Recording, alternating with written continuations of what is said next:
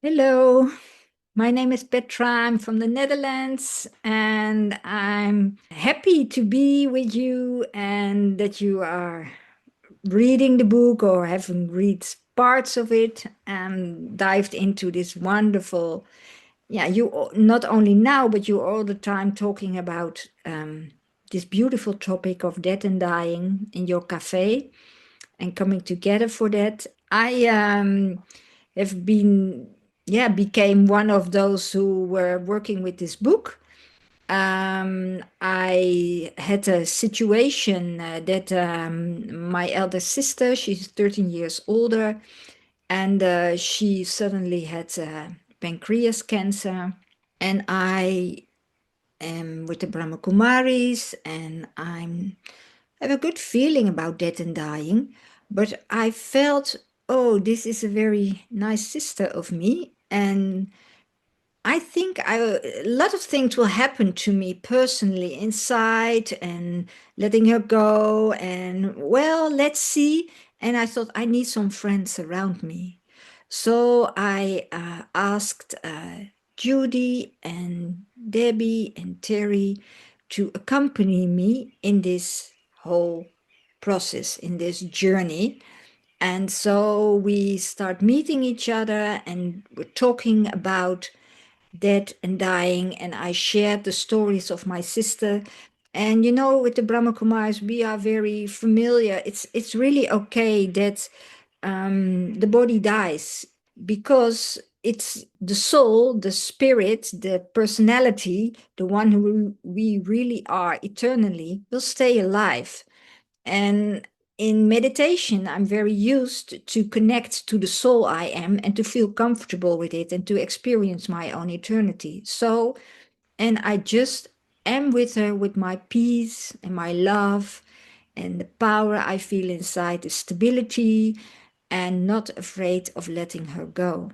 And so I could be witness of her everything she felt, her fear, her being desperate, her being scared of leaving her husband, leaving her daughter, leaving her grandchildren who lived in the house, in the house, higher in the house. I don't know how to say it in English. So I listened to her and I tried to be as wise and loving and detached next to her as I could. And I could feel that was very pleasant for her because I'm used, because of the Brahma Kumaris, with dying alive from my own ego. And I feel comfortable with it, although it sometimes hurt. But I saw in her that her ego was also dying because she had to face this diagnosis where her body would stop. But she felt that she was the body, so she thought she would stop. And so she had to let go slowly every part of herself. And it was like a process of slowly going inside and being with all the fear and all the thoughts inside. And she found herself as the core of her family, as so she felt she could not be missed. But of course, that's not how life is, because she's now there not anymore for 1.5 years, and they go on and they have it. Okay, of course they miss her, but it's okay. So it's actually very special to go to this process of dying. And my friends around me, we start writing the book, but it was so nice. They felt as a blanket every time we met, and we could share, and we shared the wisdom we all have from our meditation experience. And yeah, I would recommend that if someone is dying or you yourself, find some friends who are not afraid and take them as a blanket and share how you can go through it. And maybe that's what you're doing in the Dead Cafe. So that's really nice. It was actually very special because I had seen a video of Judy where she was talking about how that was related to the five elements: earth, water, fire, air, and ether. And it was very beautiful how she described it. So we thought together this could be used in the book.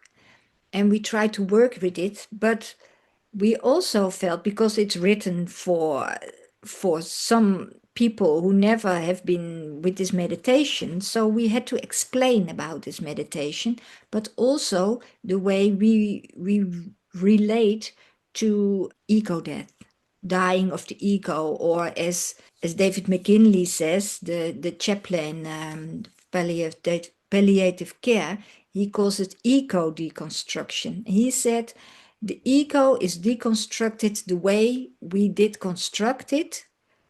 The moment we get a diagnosis, this deconstruction is starting.